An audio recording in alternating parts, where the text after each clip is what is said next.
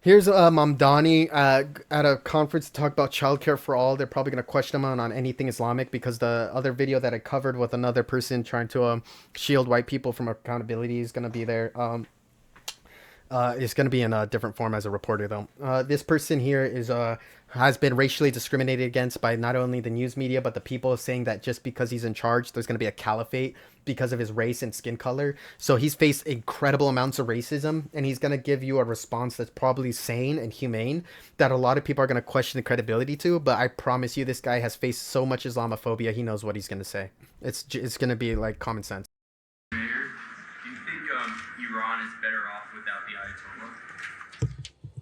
Ayatollah? I've said before that the Iranian government has engaged in systematic repression of its own people, even killing thousands of Iranians who were seeking to express the most basic forms of dissent earlier this year. It is a brutal government. And I've also said that while I may be a young mayor, I am old enough to remember the devastating consequences of our country pursuing a war with the intent of regime change in that very same region not that many years ago. Thank you. NJ, go ahead. Yes, sir. You probably understand there's been some backlash, some pushback against your remarks about the war, calling it legal war of aggression. Is there anything you want to say to the Jewish community in New York in particular, and then also the Iranian dissidents? The Jewish community in particular. Suspicious. Who also live in the Five Boroughs, with respect to those remarks and to acknowledge the backlash? What I would say to Jewish New Yorkers, to Iranian American New Yorkers, to any New Yorker, frankly, is that my primary responsibility is to keep you safe.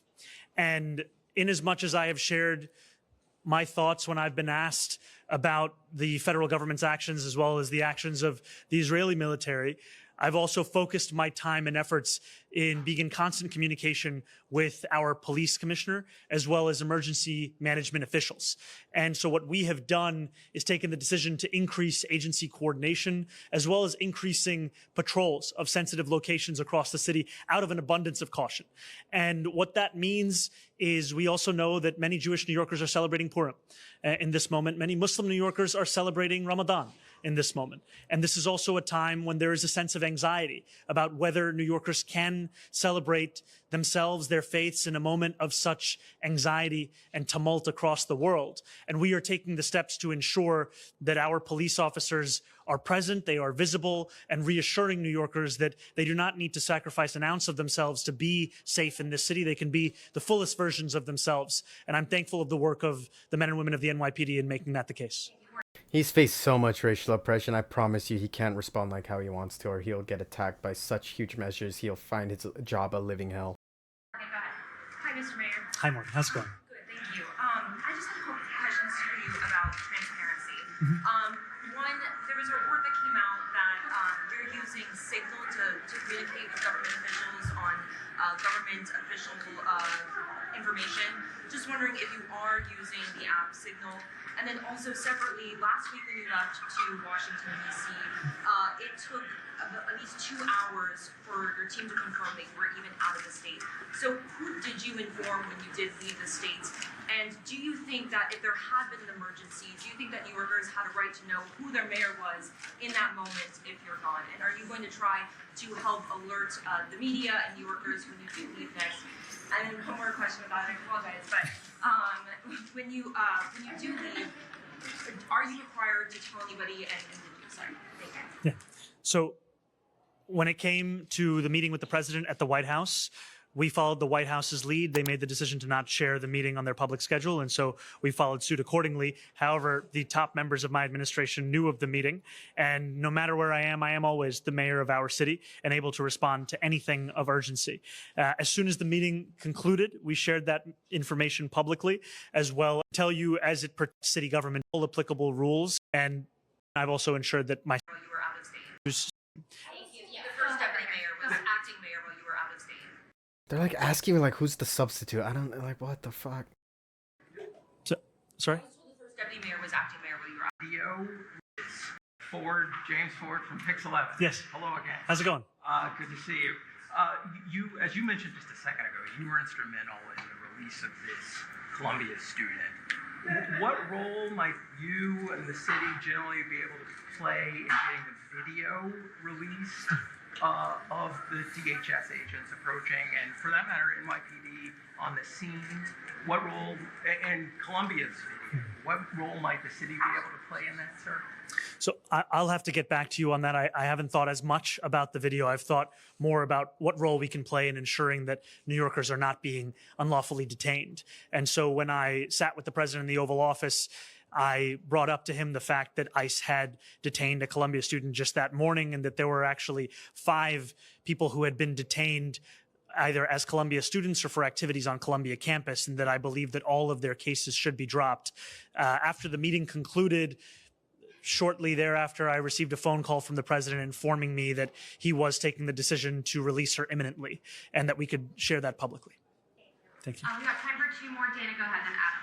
Hey, Dan. Hi, Mr. Mayor. 2 questions for you. Yeah. Have you spoken with the president since he launched the war in Iran? And second, you talked about how NYPD is on high alert. Are you aware of any threats? Has the war rendered New Yorkers less safe? So at this time, there are no threats to share with the public. Everything that we are doing is out of an abundance of caution. And I'm appreciative of what the NYPD is doing, because it is both reassuring New Yorkers who are understandably concerned at this time, and also ensuring that we are taking every single step we can to be Okay, this is a big nothing burger. The problem with this is they're just asking him random questions to see if he's competent, or if like people like this are like DEI hires. It's like a bunch of like, are you qualified for this job questions, followed by like, as a representation of the in New York's caliphate, because everyone's just racist and white liberal now. They're just trying to see if he's gonna like support the terrorism, I guess. prepared in light of anything resulting from the actions of the federal government. They swear he's gonna like open the gates and let all the Muslims in, and everyone's just gonna blow up New York or something, like he's the Joker or some shit. I don't know what the fuck these reporters are pushing. And the Israeli government. And I have not spoken to the president since our meeting in the Oval Office. Last question, Adam, go ahead. I wanted to ask about your security clearance. I know there was reports today that you're still waiting.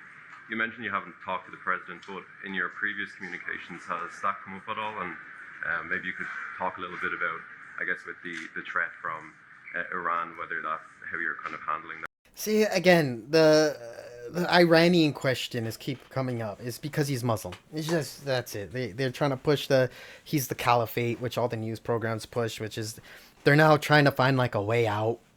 You know, they're trying to find a way out from all those racial accusations. It's very weird. So we are going through the regular security clearance process. It takes months, and everything is going according to that routine. A lot of Islamophobia from 9/11 still around. I'm also thankful of the fact that there are a number of members of my senior staff that do have that clearance. This has in no way impeded our abilities to respond both to the day-to-day needs of New Yorkers, as well as to respond to the current crisis at hand. And what we are doing is taking every step that we can to ensure that we are keeping New Yorkers safe. And I am thankful once again to the hardworking members of the NYPD for doing exactly that across the 5 boroughs, both in times of celebration for New Yorkers and in times of anxiety. Yeah. What do you think of Sid Rosenberg using the term cockroach?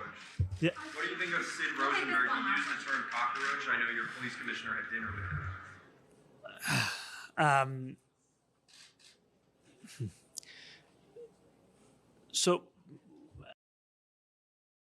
a lot of these people that push this agenda toward Mamdani, or the perspectives they have, are just shrouded in their insecurities that they didn't get to talk to Trump, because they keep asking about Trump, Iran.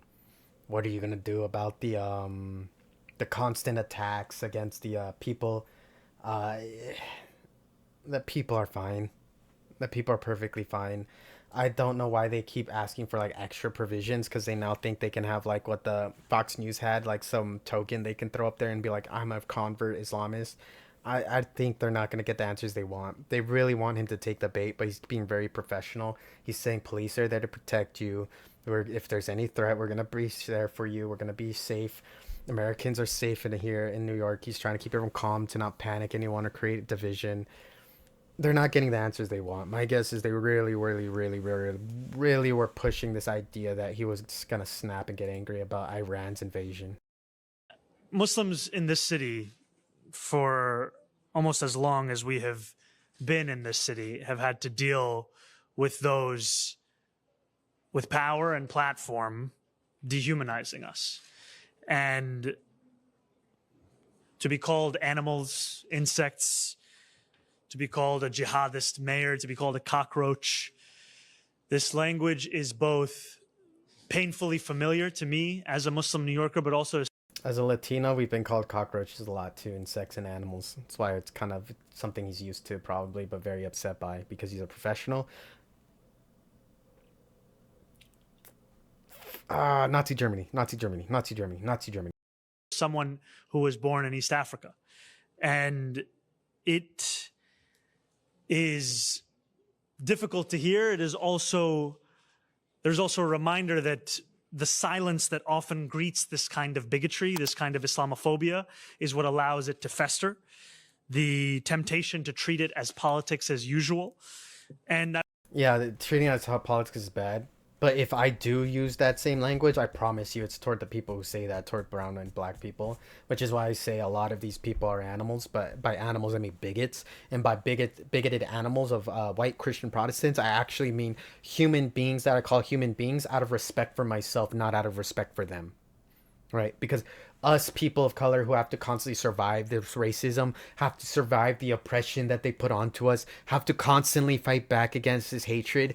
We always have to take the kind and route, the respectful route, rather than calling these people the reverse, which are bigoted animals, which of course we will have to call them human out of respect for ourselves.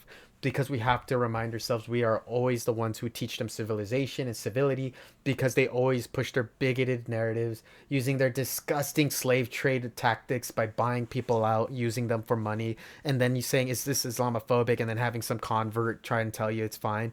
Have some big scene of some woman rip off her hijab saying, I'm still Islamist, but I love America.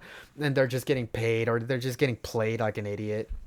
We're gonna have to constantly fight this.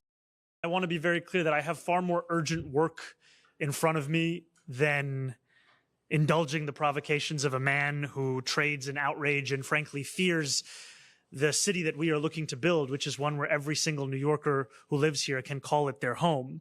I am not ashamed of who I am. I am not ashamed of my faith. I am not ashamed of being the first Muslim mayor in the history of our city. And there's no amount of racism that will change the way in which I lead or the commitment that I hold to each and every New Yorker in the city. Thank you so much. See, very professional to the accusation of being called a cockroach or a terrorist, or even having the entire news media say that all of New York is going to be like this big caliphate. He gets through it, but it's like, Jesus Christ, the guy's living through Nazi Germany as a Jewish person, pretty much a Semite, let's just say. And all the people are going to use the white people that are, Jewish and living in New Jersey to go and tell him that he's like the beginning of Iranian's caliphate. He's going to have to survive a lot of racism. I feel bad for him, but I shouldn't, because he's pretty much hardened. So if you're brown and you're in America, you've dealt with this. I have a lot. I've been called so many names, I'm numb to it. Eventually, you're going to see me pop off and get angry and start screaming at a lot of these Republicans who just get away with it too much. Don't forget to like and subscribe. Don't forget, when you harass a Muslim at a Child Care for All meeting, that you will get a lot of passes because you're probably white. Don't forget that when we get called insects, even though you're not a Muslim, you're still a human being worthy of respect and love. Don't forget that you're all equal in America, and that the people who sell you the lies that we are not equal are the ones that are oftentimes using the blood ties they have with the people who hate their own race, their own culture, that they want to whitewash out. And they'll try to censor the speech of anyone who's about civil rights or anyone that wants to push that agenda. So be very careful. Be wise, be smart, protect yourselves and your family, because these bigoted narratives come out a lot. A lot of people are going to be pushing this. God bless America. We will not divide. I promise you, because if we divide, we're not breaking apart from something that's America. We're breaking apart from the Confederacy or the Redcoats or the people that want to push the agendas of a bunch of racist, bigoted, Nazis, xenophobic losers that continuously have to push this agenda because they don't like brown people.